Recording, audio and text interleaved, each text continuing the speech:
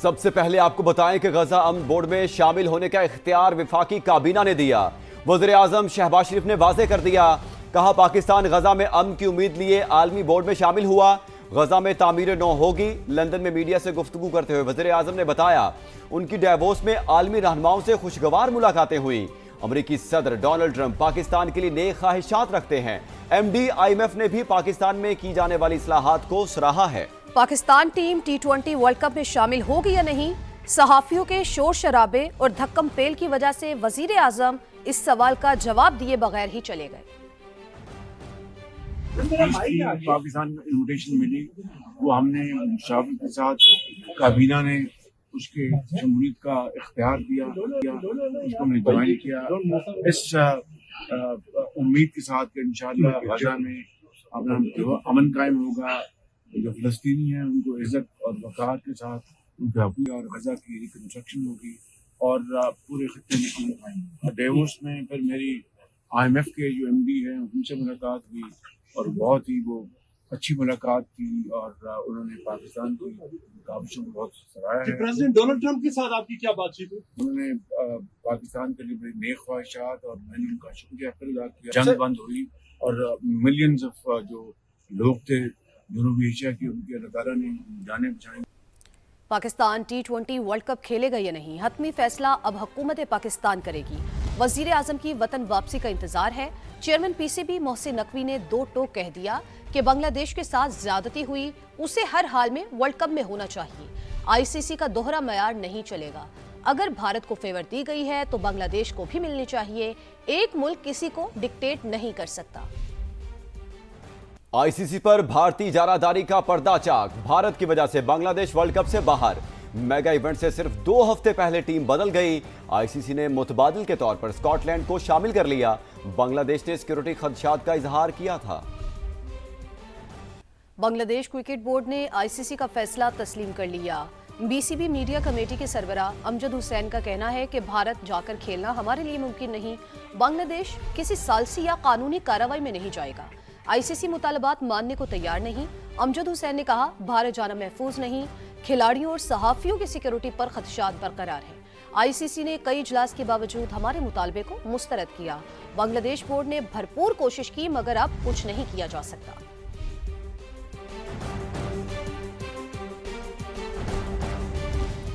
ICC T20 world cup के लिए Pakistani squad का ऐलान आज मुतवक्के है। ख्वाजा नाफी की वर्ल्ड कप स्क्वाड में शमूलियत का इम्कान है। PCB के मुताबिक head coach mic Hesson T20 और Salman Agha director high performance centre Aqib Javed press conference करेंगे। प्रेस कॉन्फ्रेंस दिन 11:30 पर कजाफी स्टेडियम लाहौर में होगी।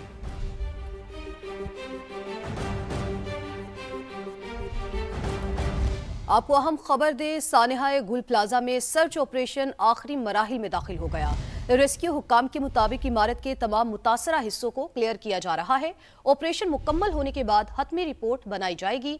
ताज़ा तरीन सूरत हाल जानते हैं गुल प्लाजा में मौजूद शाहनवाज कादरी से। जी शाहनवाज, बताइए इस हवाले से। देखिए, मैं इस वक्त गुल प्लाजा के बाहर मौजूद हूँ। यहाँ पर जो काम है वो बहुत तेज़ी से जारी है। सामने की जानिब आपको बेसमेंट नज़र आ रहा है। इस बेसमेंट का रास्ता यहाँ से बना लिया गया है और अब टीमें यहाँ से अंदर दाखिल होंगी और फाइनल सर्च करेंगी। उसके बाद जो सर्च ऑपरेशन था वो मुकम्मल हो जाएगा। सामने की जानिब आपको जो नज़र आ रहा है वो फर्स्ट फ्लोर जाने का रास्ता बनाया गया था, अब बेसमेंट का रास्ता यहाँ पर बना लिया गया है। जो सरिया मैं आपको अगर दिखाना चाह रहा था कि यहाँ पर आपको सरिया दिखाऊँ कि अमूमन हमने देखा है कि कंस्ट्रक्शन के दौरान जो है इतना मोटे गेज का सरिया इस्तेमाल नहीं होता, लेकिन इसमें आपको नज़र आ रहा है कि कितना मोटा गेज इस्तेमाल हुआ था। लेकिन आग की इंटेंसिटी इतनी ज़्यादा थी कि इस सरिये को भी उसने मोल्ड कर दिया। बताया जा रहा है कि 1000 डिग्री सेल्सियस की जो है यहाँ पर आग थी और उसने इस इमारत को जलाए रखा और 3 दिन के अंदर ये इमारत जो है इस वक्त मलबे का ढेर बनी हुई है। अगर हम हलाकतों की तादाद की बात करें तो इस वक्त हलाकतों की तादाद जो है 71 है और शनाख्त का सिलसिला भी जारी है। जी शाहनवाज, शुक्रिया आपका। सानेहा गुल प्लाजा के मुकदमे में दहशतगर्दी की दफात शामिल नहीं की गई। वज़ीर दाखिला सिंध ज़ियाउल हसन लंजार कहते हैं तहकीकात जारी हैं। तखरीबकारी के अवामिल सामने आए तो दहशतगर्दी की दफात शामिल की जाएंगी। जो एविडेंस मिली है, फिलहाल आर्टिफिशियल फ्लावर की दुकान थी, उसमें आग लगी है, वो आग फैली है। इन्वेस्टिगेशन के सिवा किसी बेकसूर को FIR में डाल दें और ज्यादती होगी और इसमें हर तरीके से उसको देखेंगे FIR में। अगर कोई दहशतगर्दी का होगा, अवामिल शामिल होगा, तो वो लेटर ऑन वो FIR में इनपुट हो जाती है। गुल प्लाजा में आग लगी नहीं लगाई गई, ताजिर बरादरी का दावा, सानहे की शफाफ तहकीकात कराने का मुतालबा कर दिया। ताजिरों का कहना था यहाँ हुकूमत नाम की चीज नहीं। फील्ड मार्शल सैयद आसिम मुनीर कराची आकर देखें हम किस हाल में हैं। प्लाजा को आग लगाया गया। हम chief of army staff Asim Munir साहब से रिक्वेस्ट करना चाहेंगे कि खुदारा आप आ जाओ। आज पूरा कराची डिस्टर्ब है। नामालूम की FIR काट दी गई। ये नामालूम लोग अभी तक नामालूम चल रहे हैं, तो लोगों को मालूम होना चाहिए कि किसने ये काम किया। आया ये हादसा था, ये सानिया था, ये तकरीबकारी थी। हम आपको बताएं ताकि आइंदा ऐसा कोई वाकया जो है कराची में ना हो। लेकिन एक सवाल उठता है, ये छोटे छोटे सफर तो हेलीकॉप्टर्स पे करते हैं, 4 दिन तक ये मार्केट जलती रही, या कोई एक हेलीकॉप्टर यहाँ फोम केमिकल शावर करने के लिए या इस पे इसको बुझाने के लिए वो दस्तयाब नहीं। लाहौर से बताएं कि लाहौर में गुलबर्ग के निजी होटल में आतिशज़दगी, 3 अफराद जाँ बहक, 6 जख्मी हो गए।